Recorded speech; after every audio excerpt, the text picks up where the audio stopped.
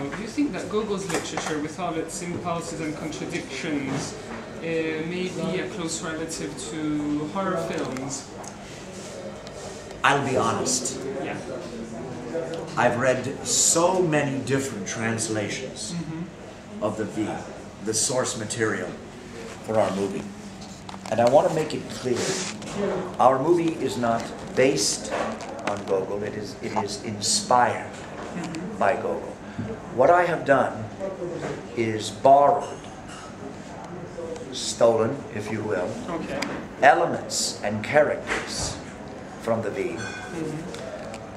And through the various translations of Ukrainian, Italian, and English, various translations of English, I found discrepancies which work for me, which I'm going to exploit. For instance, in one of the translations, Koma, the lead priest, the lead character, is a theology student, a philosophy student.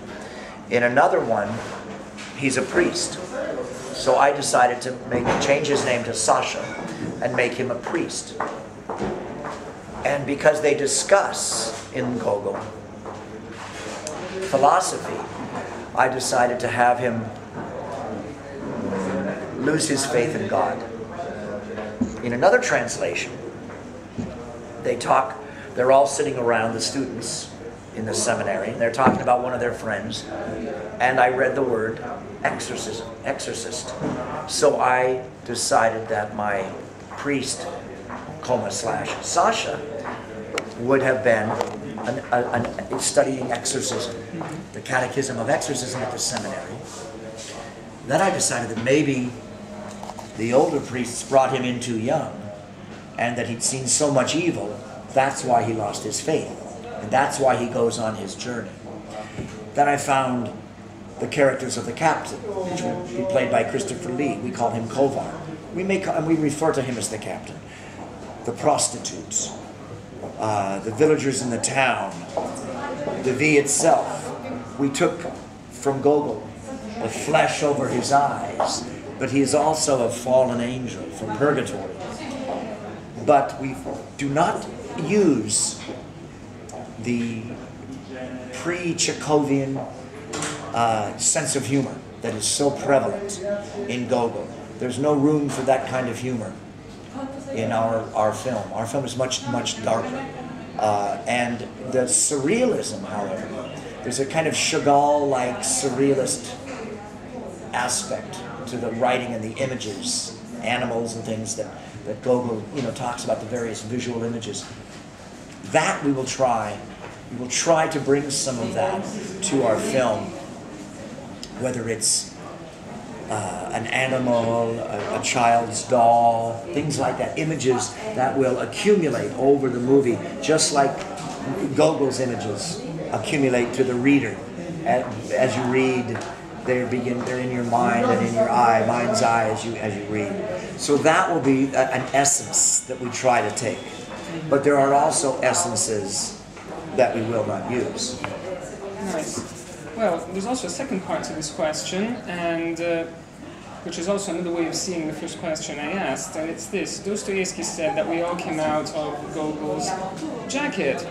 Could you say that we're all coming out of Freddy Krueger's pullover? Well, I first of all, I would hope none of you ever have to wear Freddy Krueger's pullover, because it has about 8 movies of theatrical blood on it. It's almost ceramic. Yes, it's and occasionally they sell some of the stunt sweaters on eBay. Yeah. You understand, to the fans, the hardcore fans. And every once in a while I'll be in a situation like this, and somebody will bring me a sweater or a piece of the sweater and go, "Mr. Englund, sir, is this the original?" And I'll look at it, and sometimes I can tell, but I always feel I should smell them. So does it smell like me? I don't know. I don't think we're all spawn of Freddy Krueger. I certainly hope not. Although I've been seeing far too much graffiti here in the beautiful eternal city of Roma. And those may be the spawn of Freddy. I hope not. But what Freddy represents, I think, and Wes Craven said it best back in the 80s. He said, Freddy Krueger is the bastard father of us all. Freddy Krueger is the bad stepfather of a divorced family. Freddy Krueger is the evil uncle, pedophile. Freddy Krueger is that man that follows you down a street late at night when you're 18 years old and you think you know everything and you think you have nothing to fear. Freddy Krueger hates youth and hates the future, and he's trying to kill the future. Freddy Krueger is the pollution of the future, you know. I think Gogol has a great sense of humor and is very optimistic, actually. He's cynical, but optimistic, and there's no optimism in Freddy Krueger. He's nihilistic. Nietzsche. Ok, abbiamo solo 2 minuti, quindi vuoi farli quale delle due? Scegli? Questa o la terza? La terza. La terza. Now, comparing modern horror films and the 80s horror films, what are your opinions? Well, you know, right now, in fact, I've done a couple of retro, low-budget attempts at creating the experience we felt going to the very violent, dark, Grand Guignol horror of the 70s and 80s. 2000 Maniacs, a movie I just recently did called Hatchet. These are attempts to embrace that. There are also very big budget attempts to do that.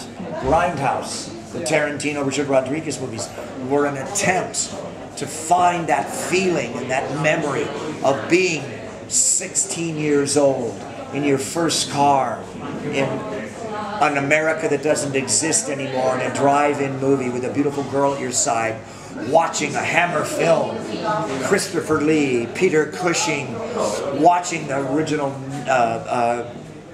Tobe Hooper, Texas Chainsaw Massacre. It just like I try to tell people what they don't realize, what they can't remember about the 60s. You see his hair and this young man here. Right. Everybody has hair like that, and no one stares at you. In the 60s, you could go to parts of America and cowboys would hit you for looking like that. It truly took risk and courage to be different, to see a very different experience, to have been a fan of the early horror, took a certain risk to admit. Now, what was called a genre, every week, the top 5 movies, one of them's a horror movie. Hollywood. The Rome film industry might not be where it is today if it wasn't for Dario Argento, Mario Bava.